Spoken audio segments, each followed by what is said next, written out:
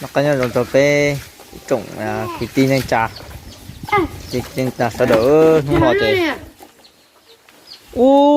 khó có sư oh my god mình có sư mà mùng tế của em món nhiều sao có yên gì sậy gì xí đi sau nó đái bụng có trắng này tao bé nọ có khẩu sữa bé mùng là nhà đến đua là chỉ mấy gì bé chỉ tu chủ tu xe bé lò bắt cho con nó có thùng món tao phán à gửi tiêu không rồi có thể cá thấy không đánh ra rồi có thể cá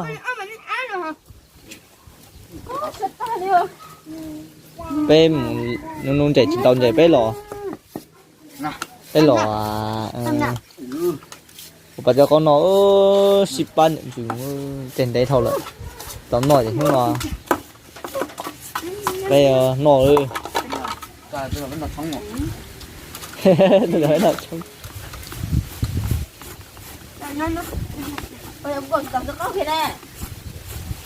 cầu xanh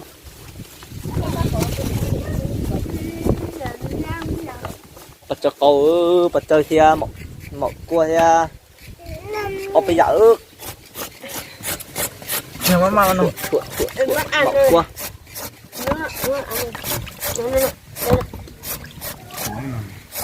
cái loại chậm mổ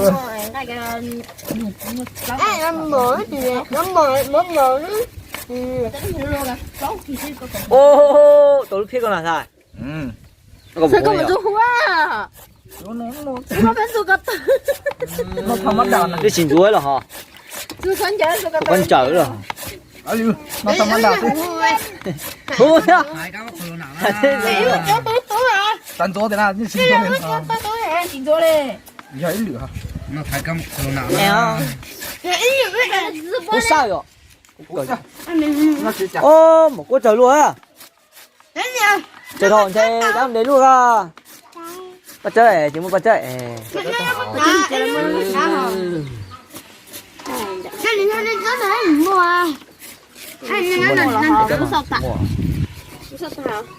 thì cô ở bên luôn rồi một cốt ta một cốt thì một thầy tua một thầy ta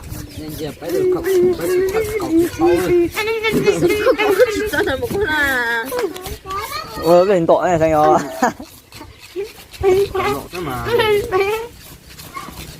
ô dạ hắn tàu tôi có như một đấy lúc ba chơi xem cho họ cái gì chỉ tàu bên nó chỉ tàu này ó tới dùng đi nên mà ta liền lệ này nên chỉ tống nó lù ê ô tống nó nó cá thập rồi cho bé sao nó lên nó vào chơi nó cái nào mới to không nó cá luôn cá rồi chứ giờ cá thập làm thì nó cá thôi cá thập rồi cái gì ăn chứ trâu đúng không trâu là hỏi là trâu nó ít biển dễ ra thì cá cho giờ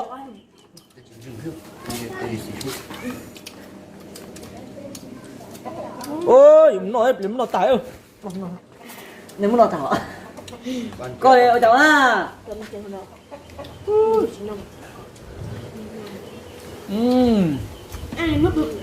đi chuyển chỗ từ ba ăn cũng nào ba đi của to ba nó cho ta mình chỉ nói về trộn ấy ta dưới là ta không dính ra dưới là ta anh mất tỏi mất chuyện nữa là ta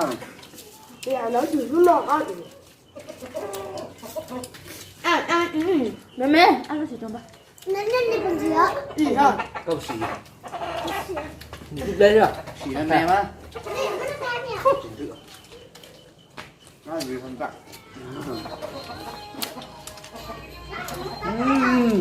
là tôi nhớ là chịu toa nó một trái là hả cái gì mà không muốn gì cả cái nó trâu của ta mua cái gì gì cái nào không là ba lò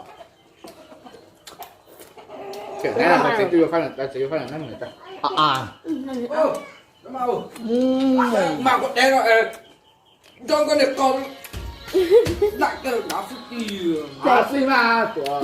Trời ơi, người ta là những cái người chưa mua này, những cái chưa chọn chưa. Không có mua, cả chỉ Mua giống là thật rồi. nó của liền máy đời các bạn chuột ạ. Nó chuột. À là cơ. Chưa tôi thấy thì chó Chỉ con. nó đấy. Nó bên nó con sợ ba chó sợ quá. Ủa kìa, còn nhưng mà chỉ mặc in kia mà được tiền mà được mà. Ăn mà, ăn rồi. Còn bé cái kiểu bé. Cái đối tượng bao giờ học, nó để đối tượng nó chạy Đây giải dữ. Chả gì nó thật. Ăn rồi. Tụi tay chả gì bên này chả.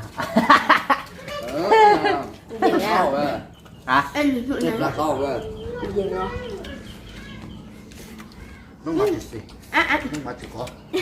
Nó mà chỉ có Tao sỉ. ít cho, ăn gì cho là cái mà giờ ta hả? Thì Ăn. thì ăn à. Ăn rồi. Sẽ ra thì cái này sẽ Đó, thằng nó chơi xuống mà. thằng muốn một tên mà cái gì đó. Nó một trăm cá thì à. Cho hơi gì lại. Cho nó chịu uống rồi. Bé nói rồi thì bé nói Đi thử con nó rồi. Một cô má. tao mà chưa? Ông chín rồi. Bây giờ chọn nhị tháo thì nó sẽ trong cái đường nhá. Chuồng nó không nổi mà. Cái luôn cả. Mức con mày bắt còn đây không? Thằng Mà thôi lợi nhá. rồi có gì tại coi. Anh thả áo lên nhá.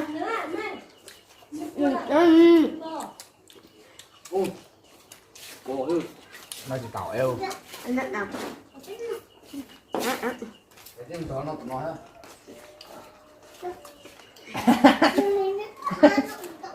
Nói nó cũng nói. Tục ra Chỉ tỏ chỉ nói chuyện mà nhẹ. Sao vậy?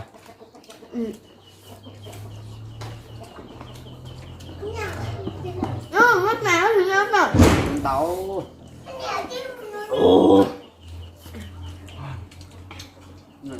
tục ra Cái liệp lúc thón nọt kìa. Qua thì nổi. gì quê. Dị thôi. Đâu có gì. Hả? Nó mà đã chữ. Nó mà thật ra gì. Lắc có tảo, lắc có tảo. Chút tao lên. Nó mất đơn gì đó có nồi. Đến giải phiên. Mù. Mù. Bên này tổ tôm. Nhà bên này có Đầu tổ với cái.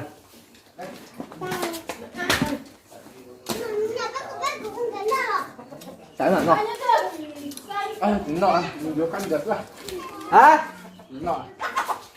Rồi mua gì hả? Hôm là thế nè. Khai. Hôm là thế. Hả?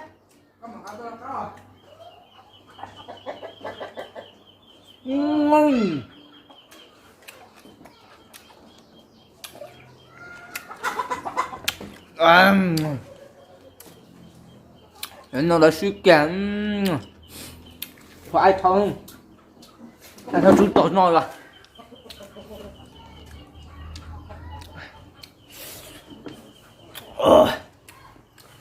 chúng tôi rộng nó nữa nó khởi mà chỉ nói rồi gì rồi à rồi à.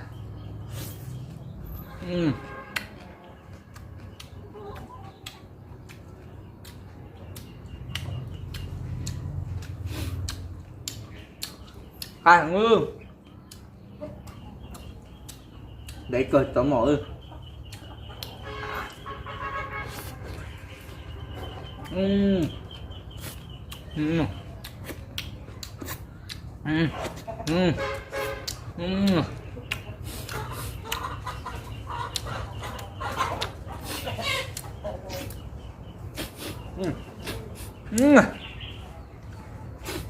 Ôi.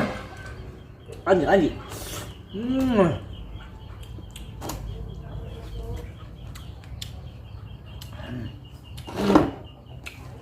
Hai cờ.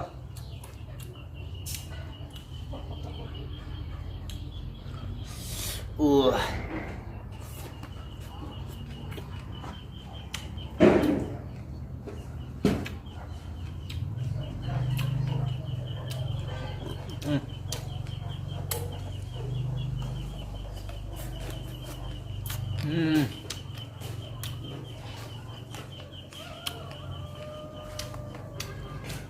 Thật là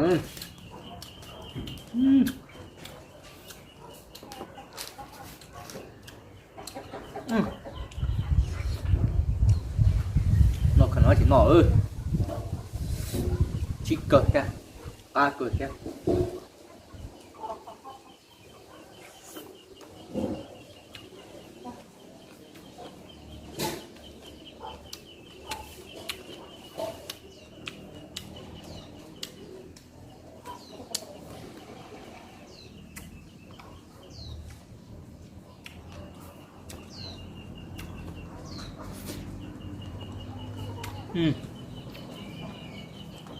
nọ ơi nó tỏi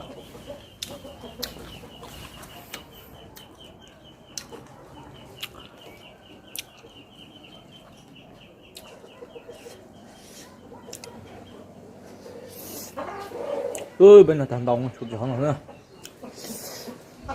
mình nhận nó mình hiểu lý nho nó với cả con mẹ của tôi nó phải xe